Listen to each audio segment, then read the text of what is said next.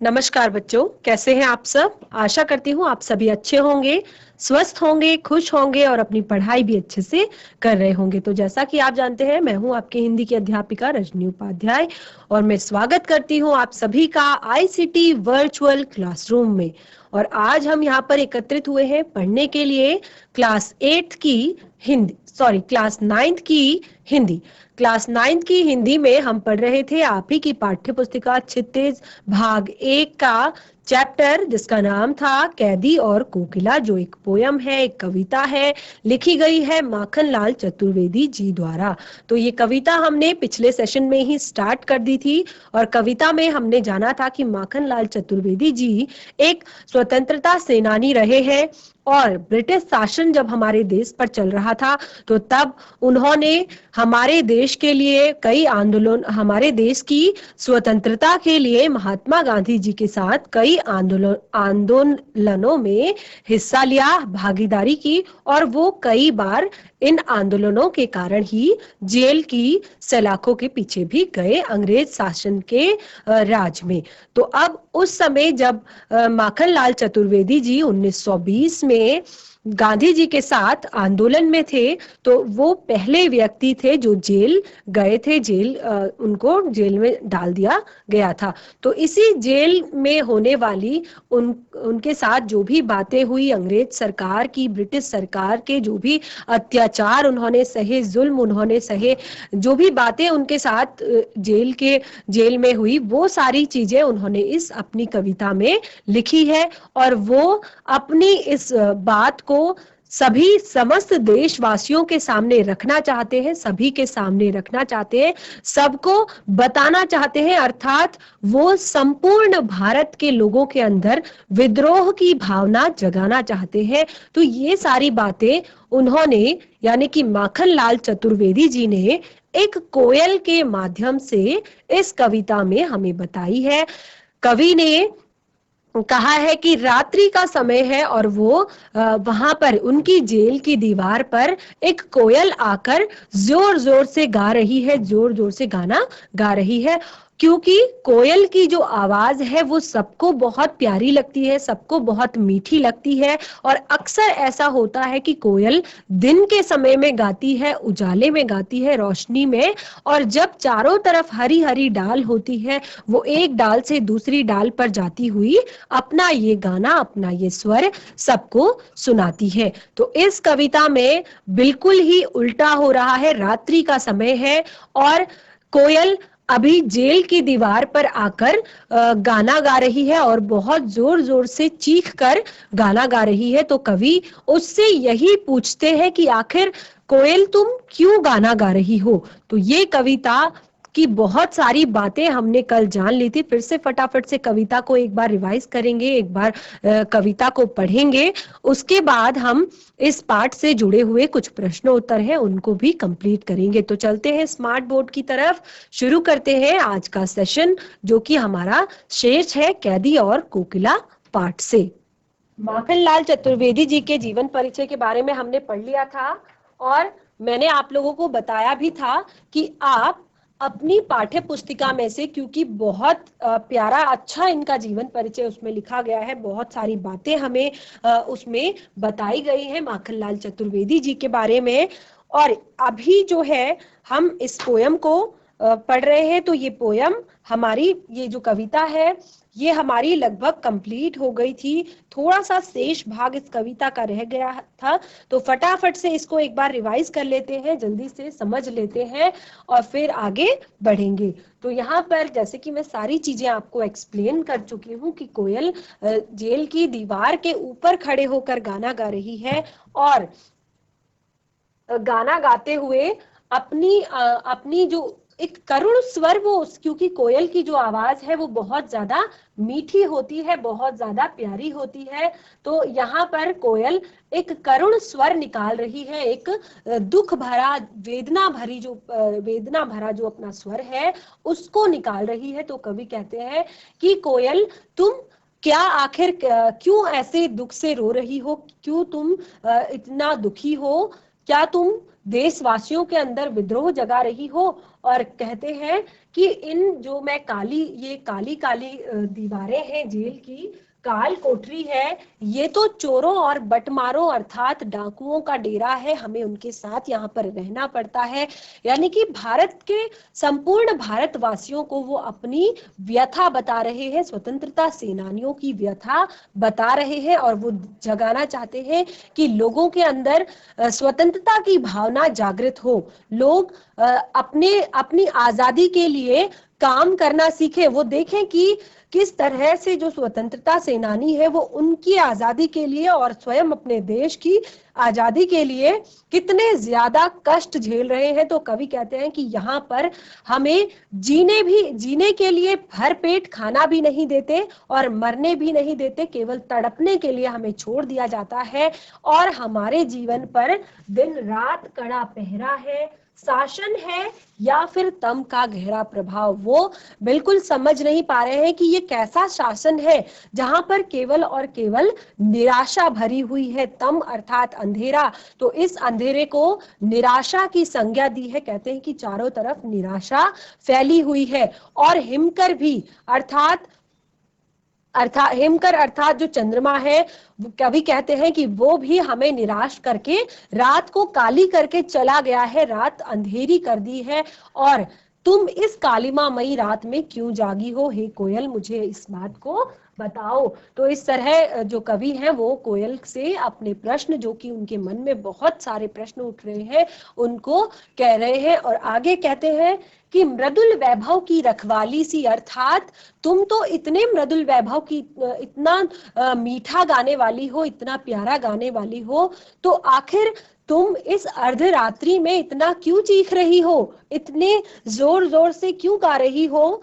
क्या तुमने दवानल देख लिया है, अर्थात जंगल में लगी हुई आग तुमने देख ली है? तो जंगल में लगी हुई आग को यहाँ पर माखनलाल चतुर्वेदी जी ने अंग्रेज सरकार के अत्याचारों से तुलना की है कि क्या जो अंग्रेज सरकार के अत्याचार है, हम पर हो रहे अत्याचार है, वो तुमने देख लिए हैं?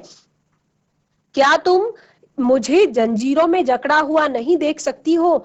तो अब कोयल को बताने की कोशिश कर रहे हैं ये जंजीरें नहीं है, ये तो इस ब्रिटिश राज का गहना है जो इस ब्रिटिश राज ने हमें दिया है, अर्थात भारत देश हमारा ब्रिटिश शासन के अधीन है, अंग्रेजी हुकूमत के अधीन है। तो उसमें हमें मिला हुआ ये एक गहना है, और इसी के साथ अब हमने जीना सीख लिया है। और बहुत सारी चीजें जो कि जेल में कैदियों से करवाई जाती हैं, जैसे कोल्हू चलाया जाता है, पत्थर तुड़वाए जाते हैं, और जून खींचना काम जो उनसे करवाया जाता है। तो अब कवि कहते हैं अब मैं यहाँ पर रहकर वो सारे काम आसानी से कर लेता हूँ, और उन्हीं कामों को मैंने अपनी एक आस बना लिया है, उन्हीं कामों को मैं बिजी रहता हूँ, खुश रहता हूँ। और सबसे बड़ी बात कि अंग्रेज सरकार द्वारा, जब अंग्रेज सरकार हम पर खाली पेट रहकर भी हमसे इतना काम करवाती है, तो हम अपने आप को टूटने नहीं देते। मैं इसमें भी अपने जीवन की एक तान लिखता हूँ, एक जीवन में आजादी के गीत इसमें गाता हूँ, और ब्रिटिश सरकार की अकड़ का कुआं धीरे धीरे इसी तरह में खाली करने लगता हूँ। तो कवि कहते हैं कि हे मृदुल वैभव की, तुम्हारे पास इतना सुंदर गीत गाने वाली है कोयल, तुम आधी रात को इतने करुण स्वर में क्यों गा रही हो? और कहते हैं शायद तुम लोगों में विद्रोह के बीज को बो रही हो, विद्रोह के बीज को, अर्थात तुम ने ये सारी चीजें देख ली है और अब तुम दुखी हो, और तुम्हारा जो रुदन सुनकर भारत के अन्य लोग भी जो है वो अपनी स्वतंत्रता के लिए आगे आना सीखेंगे, लड़ना सीखेंगे, और स्वतंत्रता सेनानियों की उस मार्मिक दशा को देखेंगे, तो उन्हें भी अंग्रेज सरकार के खिलाफ आवाज उठाएंगे। तो वो इस विद्रोह के मधुर बीज को तुम बो रही हो अपनी इस पूरी कविता में। कहते हैं आगे, कहते हैं तू काली रजनी भी काली, शासन की करनी भी काली। तो यहाँ पर कवि ने काली काली काली शब्द का प्रयोग बार बार किया है, अर्थात काले रंग को कवि ने पूर्ण रूप से निराशा का प्रतीक माना है। तो कहते हैं कि तू भी काली है, रात भी काली है, अंग्रेज सरकार की जो करनी है, करतूत है, वो भी काली है, और यहाँ पर जो हवा बह रही है, इस काल कोठरी की जो हवा है वो भी काली है, और मेरी ये जो काल कोठरी है, क्योंकि चंद्रमा भी आज नहीं निकला है, तो ये मेरी काल कोठरी भी काली है। जो मैंने टोपी पहनी है ये भी काली है, मेरी जो कमली है अर्थात कंबल है, वो भी काला है। ये जो लोह श्रृंखलाएं हैं अर्थात लोहे की श्रृंखलाओं के अंदर, जेल के अंदर जो मुझे बंद किया गया है, ये भी काला है। और पहरे की हुंकृति ब्याली अर्थात जो पहरेदार यहाँ पर है, वो जब भी मुंह खोलता है, वो जब भी कुछ बोलता है, वो केवल गाली ही गाली देता है। तो यहाँ पर इस काले संकट संसार पर मरने की मत बाती। तो अब कवि कोयल को कह रहे हैं, इतना इस निराशा में क्या तुम भी मरने को उतर आई हो? अपने चमकीले गीतों को क्यों कर हो तैराती? अपने सुंदर गीत को तुम यहाँ पर क्यों गा रही हो? क्या तुम्हें भी मरने की जल्दी है? आगे कवि कहते हैं, तुझे मिली हरियाली डाली, मुझे नसीब कोठरी काली, तेरा नभ भर में संचार, मेरा 10 फुट का संसार। अर्थात अब कवि कहते हैं कि तुझे मिली हरियाली डाली। चिड़िया जो होती है, कोयल जो होती है, वो वृक्षों की हरी हरी डालियों पर फुदकती रहती है, कूदती रहती है, उड़ती रहती है, एक डाल से दूसरी डाल पर। तो कवि कहते हैं कि हम दोनों में कोई भी समानता नहीं है, हम दोनों बिल्कुल विषम है, अर्थात बिल्कुल अलग अलग परिस्थितियों में रहते हैं, अलग अलग हमारे काम है, अलग अलग हम रह रहे हैं, तब भी कि तुझे मिली हरियाली डाली, अर्थात तू तो हरी हरी डालियों पर कूदने वाली है, फुदकने वाली है, तो तुझे हरियाली डाली मिली हुई है, और मुझे केवल ये काल कोठरी नसीब हुई है। तेरा तो नभ भर में संचार है, अर्थात कोयल तो सारे आकाश को एक कर देती है, सारे आकाश पर अपनी जहां तक एक व्याकुल उड़ान को लेकर वो उड़ती है, बहुत दूर तक उड़ती है और आकाश के चक्कर लगाती है। लेकिन मेरा केवल ये 10 फुट का जो है, यानी कि जेल की जो काल कोठरी है, उसका जो साइज है, यानी कि सिर्फ इतना है कि एक व्यक्ति वहां पर रह पाए और सांस ले पाए, यानी कि केवल 10 फुट की वो काल कोठरी है। तो कवि कहते हैं, मेरा तो केवल मेरा संसार तो सिर्फ यही 10 फुट की ये काल कोठरी है। तो तेरे गीत कहावे वाह, यानी कि तू जब गाना गाती है, तू जब गीत गाती है, तो सभी लोग वाह वाह करते हैं, आप तेरी आवाज को सुनने के लिए लालायित हो उठते हैं, खुश हो जाते हैं। लेकिन अगर मैं यहाँ पर अपने दुख पर, अपनी वेदनाओं के लिए थोड़ा सा रो भी दूं, तो ये भी गुनाह हो जाता है। देख विषमता तेरी मेरी, बजा रही तिस पर रणभेरी, अर्थात तेरी और मेरी कोई भी समानता नहीं है, हम दोनों बिल्कुल अलग अलग हैं। और इस पर भी क्या हो रहा है कि तुम ऐसी रणभेरी बजा रही हो, अर्थात तुम सबको तुम ये बात बता रही हो, सबको तुम ये सारी चीजें बता रही हो। आगे बढ़ते हैं, अंतिम कुछ पंक्तियां हैं इस पाठ की।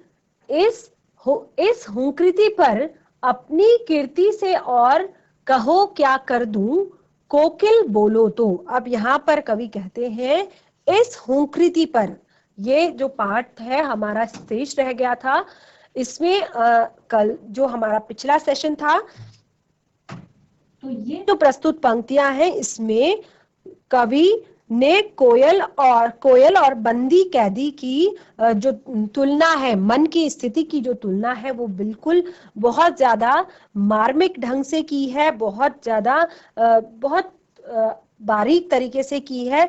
और दोनों के अंदर की जो स्वतंत्रता की भावना है, प्रबल स्वतंत्रता की भावना जो है, उसको दिखाया गया है। ठीक है, तो यहाँ पर क्या कहते हैं, इस हुंकृति पर अपनी कीर्ति से और क्या कर दूं। अब यहाँ पर से बिल्कुल ध्यान से समझिए, अभी तक हम पिछला रिवाइज कर रहे थे, पिछला जो हमने पढ़ा था उसको एक बार रिवीजन कर रहे थे।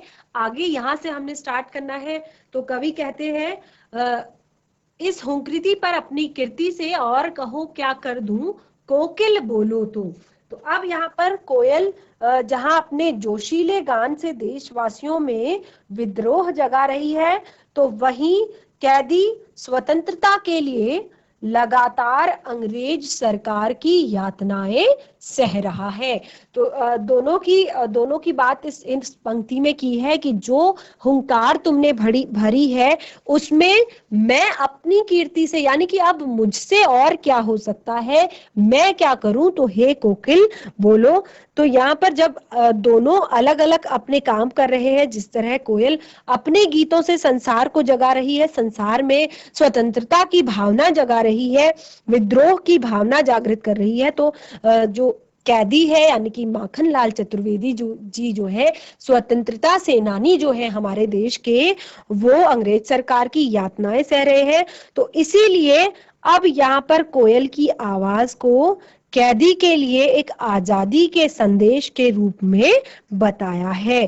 तो जिसे सुनकर कैदी कुछ भी करने के लिए तैयार हो जाते हैं। अर्थात अब वो कह रहे हैं, जब कोयल तक मेरे देश को स्वतंत्र कराने के लिए विद्रोह की भावना सब में जगा रही है, स्वतंत्रता के गीत गा रही है, तो अब मुझसे क्या बन पड़ता है, मैं और क्या कर सकता हूं अपने देश के लिए। तो इसीलिए यहाँ पर जो पंक्तियां हैं, इसमें कवि कोयल से पूछ रहे हैं, कोयल से कह रहे हैं कि हे कोयल, मोहन के व्रत पर, मोहन के व्रत पर, मोहन अर्थात यहाँ पर गांधी जी की बात की गई है। तो गांधी जी का पूरा नाम मोहनदास करमचंद गांधी था।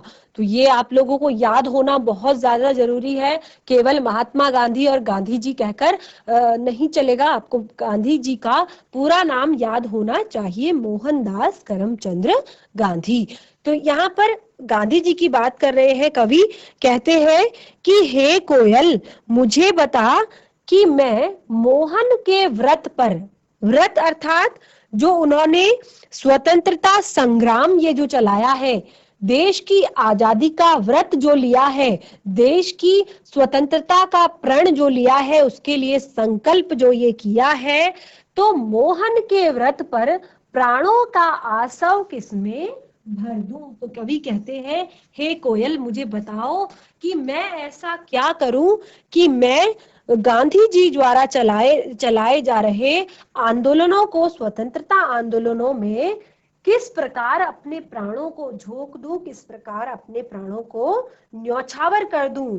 कोकिल बोलो तो, अर्थात कवि यहाँ पर कहना चाहते हैं कि तुम्हारे संगीत को सुनकर, अपनी रचनाओं के द्वारा मैं क्रांति को फैलाने वाली, क्रांति को जगाने वाली, क्रांति को भड़काने वाली जो ज्वाला है, उसको पैदा कर रहा हूं, उसको लिख रहा हूं, उसको रच रहा हूं। क्योंकि ये जो कविता है, जैसे कि मैंने आपको बताया, कवि ने उसी समय जेल यात्रा के दौरान लिखी थी। और क्यों लिखी थी? ताकि हम वो अपने देश के लोगों में भी इस स्वतंत्रता के लिए की ज्वाला को भड़का सके, इस विद्रोह की आग को भड़का सके, लोगों को बता सके कि गुलामी को छोड़कर हमें अपने देश की आजादी के लिए लड़ना चाहिए। तो अब यहाँ पर कवि कहते हैं, लेकिन मुझे बताओ कि मैं देश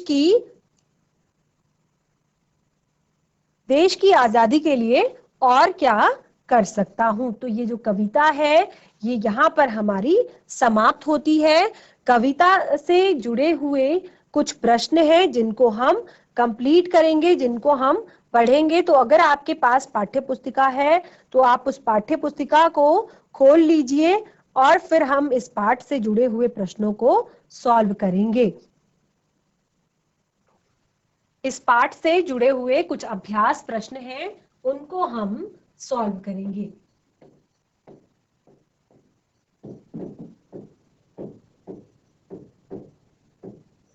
तो पाठ्य पुस्तिका में आपके ये जो सारे प्रश्न हैं ये बहुत ज्यादा महत्वपूर्ण है, बिल्कुल ध्यान देने की आवश्यकता है। तो यहाँ पर आपकी पाठ्य पुस्तिका में पहला जो प्रश्न है वो दिया गया है, कोयल की कूक सुनकर कवि ने क्या प्रतिक्रिया दी। कोयल की कूक सुनकर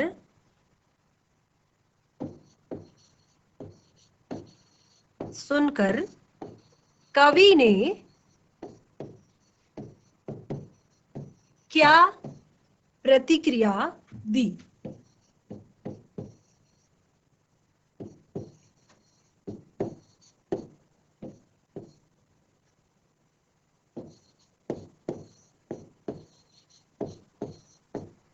तो क्योंकि पाठ को कल भी हमने बहुत अच्छे से एक्सप्लेन करके पढ़ा था और आज भी हमने पाठ को रिवाइज किया था, पाठ को दोबारा से पढ़ा था, तो हम बता सकते हैं कि कोयल की कूक सुनकर कवि ने क्या प्रतिक्रिया दी।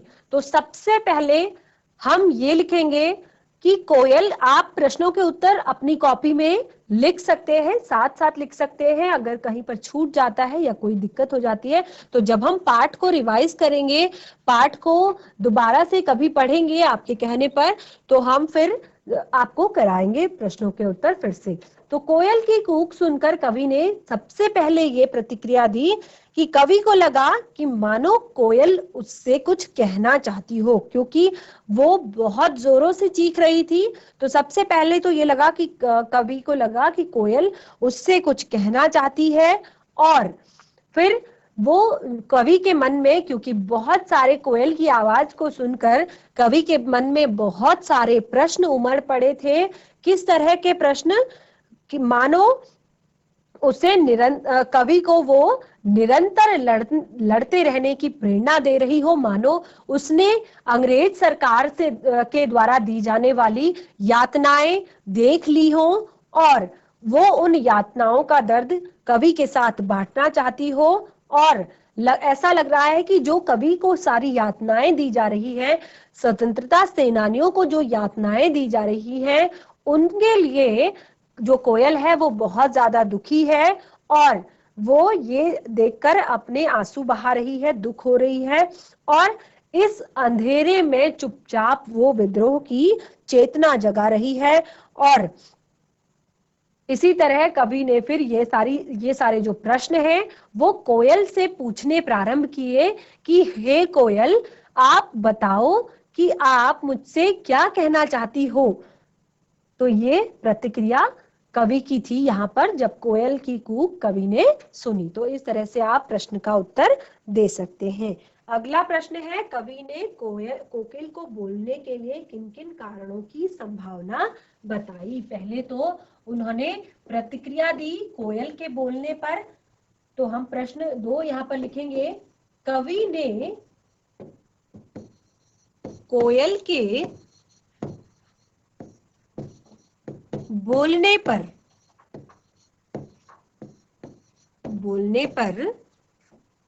किन कारणों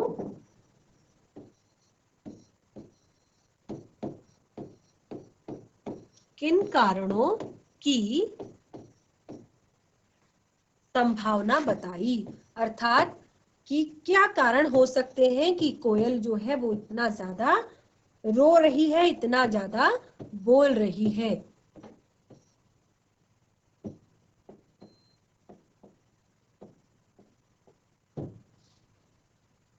तो क्या कारण हो सकते हैं? देखिए, सबसे पहले क्या था, इससे पहले वाले प्रश्न में भी मैंने इसके बारे में बताया था कि सबसे पहले वो जेल में जो बंद स्वतंत्रता सेनानी है उनके बारे में उसने देख लिया है कि उनको कितनी यातनाएं दी जा रही है, कितनी पीड़ा उनको दी जा रही है और वो अपने देश की आजादी के लिए कितना कष्ट सह रहे हैं। तो शायद उसने ये सारी चीजें देख ली है और वो अपने देशवासियों को, देखिए फर्स्ट आप अपने अपने मन से भी आप बाकी चीजें लिख सकते हैं। तो पहले सबसे पहले आप लिखेंगे कि देशवासियों को वो क्रांतिकारियों की दुर्दशा के बारे में बताना चाहती है। देशवासियों को क्रांतिकारियों की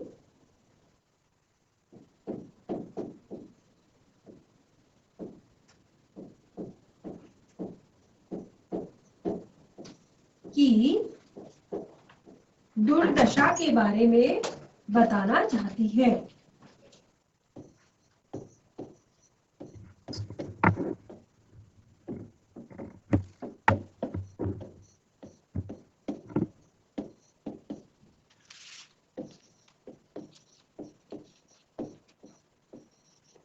सारे पॉइंट्स बहुत ज्यादा इजी है, बहुत सारे जो पॉइंट्स हैं आप खुद से लिख सकते हैं।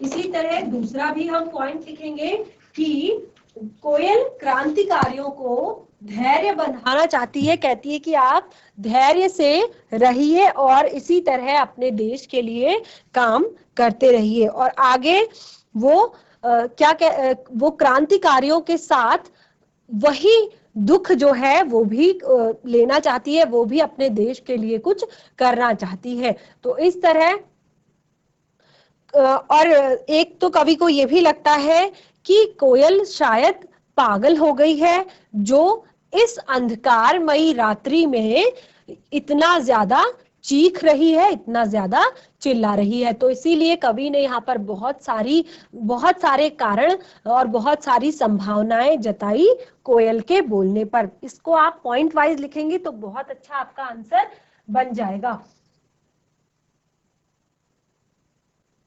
आगे बढ़ते हैं। अगला प्रश्न जो है यहाँ पर, किस शासन की तुलना तम के प्रभाव से की गई है? अगला प्रश्न आपकी पाठ्य पुस्तिका का है कि किस शासन की तुलना तम के प्रभाव से की है? तो किस शासन की बात हो रही है इस कविता में? की तुलना तम के प्रभाव से की गई है। तो तम अर्थात अंधेरा किस शासन की तुलना तम के प्रभाव से की गई है? तो यहाँ पर अंग्रेज शासन की तुलना, ब्रिटिश शासन की तुलना तम के प्रभाव से की गई है, अंधेरे से की गई है। क्योंकि जब आपने कविता में एक लाइन पढ़ी है कि तू काली रजनी भी काली, और ये जो शासन है उसकी करनी भी काली, अर्थात वो जो भी करते हैं गलत ही करते हैं, बुरा काम ही करते हैं। तो उनकी करनी को काला बताया गया है, बुरा बताया गया है। तो जैसे कि मैंने आपको बताया, कवि ने अपनी कविता में जो काला शब्द है ये निराशाजनक बताया है। तो किस शासन की तुलना तम के प्रभाव से की गई है, इसको आप बहुत आसानी से बता सकते हैं कि जो ब्रिटिश शासन की तुलना है वो तम के प्रभाव से की है। क्यों की है? क्योंकि ये एक तो हमारे देश पर राज कर रहे हैं, हमारे देश को इन्होंने अपने गुलाम बना लिया है, अपने अधीन कर लिया है। और फिर उसके बाद हमारे देश के लोग जब अपनी स्वतंत्रता के लिए लड़ते हैं तो फिर ये उन पर तरह तरह के अत्याचार करते हैं, तरह तरह के उनको यातनाएं तरह तरह की देते हैं, और ना तो उनको चैन से मरने ही दिया जाता है और ना ही जीने दिया जाता है, केवल और केवल तड़पाया जाता है। तो इस तरह से आप इस प्रश्न का उत्तर लिख सकते हैं। देखिए, कविता को हम भावार्थ बताने का यही एक उद्देश्य होता है, कविता को एक्सप्लेन करने का, समझाने का यही एक उद्देश्य होता है कि आप जब पाठ के प्रश्न करते हैं तो सारे प्रश्न आपके बिल्कुल ऐसे ही सॉल्व हो जाते हैं, आसानी से सॉल्व हो जाते हैं, क्योंकि आपको बिल्कुल भी इसमें ज्यादा दिमाग लगाने की, ज्यादा सोचने की आवश्यकता नहीं पड़ती अगर आपने बहुत अच्छे से कविता को पढ़ा हुआ है। आगे अगला चौथा प्रश्न है, कविता के आधार पर पराधीन भारत की जेलों में दी जाने वाली यातनाओं का वर्णन कीजिए। तो इस कविता में शायद हमने सारी ही यातनाएं पढ़ ली है। तो प्रश्न क्योंकि आपकी पाठ्य पुस्तिका में भी है फिर भी हम लिख देते हैं, कविता के आधार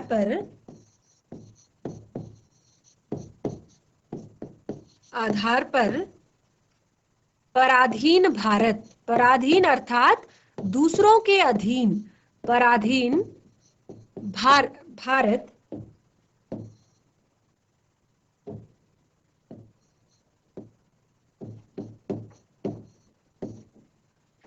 की जेलों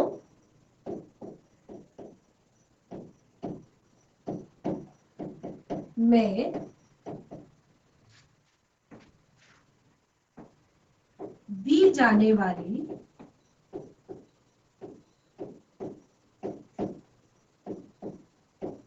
यातनाओं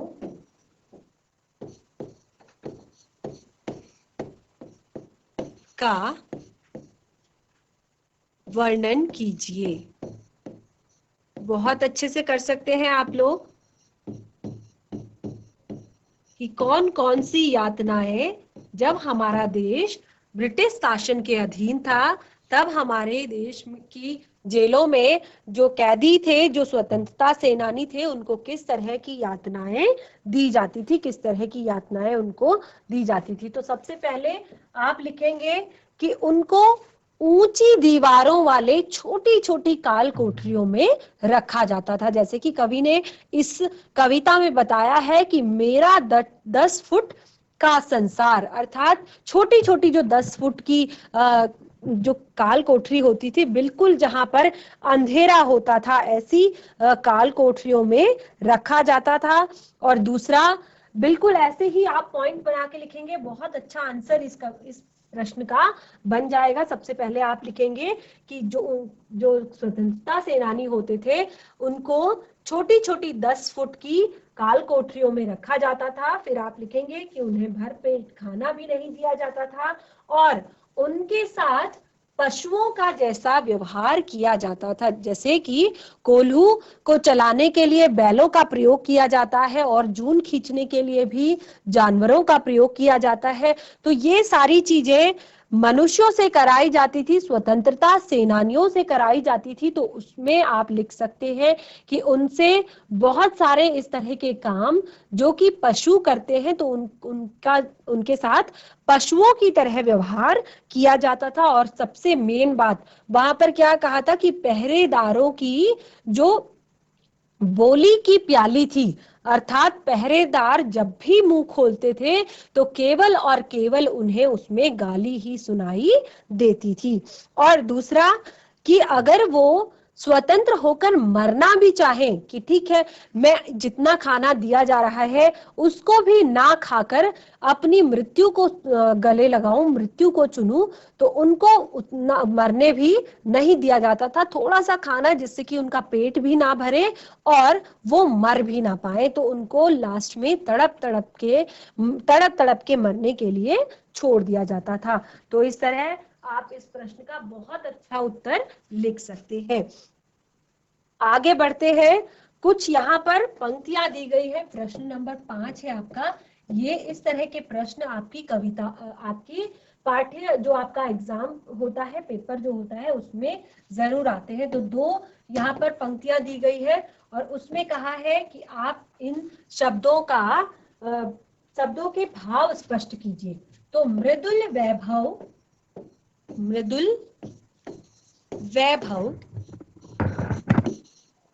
की रखवाली सी,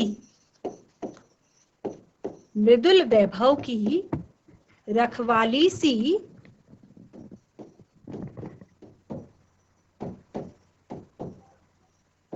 कोकिल बोलो तो। एक तो ये आपको यहाँ पर दिया गया है और दूसरा, हूं मोट खींचता लगा पेट पर जुआ, खाली करता हूं ब्रिटिश अकड़ का कुआं। तो 2 बार मैंने आपको पाठ एक्सप्लेन किया है, फिर से एक बार इन पंक्तियों को मैं आपको एक्सप्लेन कर देती हूँ कि मृदुल वैभव की रखवाली सी कोकिल बोलो तो, अर्थात तुम तो इतना मीठा गाने वाली हो, इतना प्यारा गीत सुनाने वाली हो, तुम तो इतने मृदुल वैभव से भरी हुई हो, तो फिर तुम ऐसे क्यों चीख रही हो, ऐसे क्यों चिल्ला रही हो, हे कोयल बोलो तो, बताओ तो कवि अपनी इन पंक्तियों में आप इस तरह से इसका भावार्थ लिखेंगे कि कवि जो हमारी पाठ्य पुस्तक, ये जो पंक्तियां हैं ये हमारी पाठ्य पुस्तिका कैदी और कोकिला से ली गई है, जिसमें कवि जो है वो भारत की स्वतंत्रता के बारे में बात कर रहे हैं, और यहाँ पर कवि कोयल से कह रहे हैं कि तुम मृदुल वैभव की रखवाली वाली हो, अर्थात तुम बहुत मीठा गाने वाली हो, तो फिर तुम क्यों चीख रही हो, चिल्ला रही हो। और अगला इसका जो खा है वो है, हूँ मोट खींचता लगा पेट पर जुआ, खाली करता ब्रिटिश अकड़ का कुआं, अर्थात इसमें आप बताओगे सेम बिल्कुल यही सारी चीजें कि कवि यहाँ पर स्वतंत्रता के बारे में बता रहे हैं, तो उस समय कह रहे हैं कि मैं मोट मोट खींचता हूं, अर्थात जो पशुओं का काम होता है, जुआ जो होता है उसको चलाता हूं, खींचता हूं, और जिससे मैं बिल्कुल भी निराश नहीं होता हूं और ब्रिटिश सरकार की अकड़ का कुआं खाली करता हूं।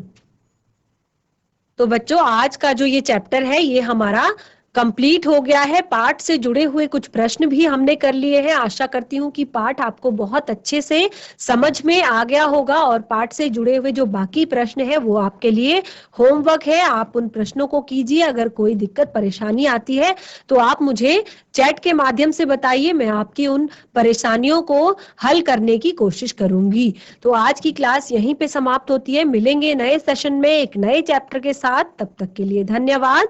आपका दिन शुभ हो।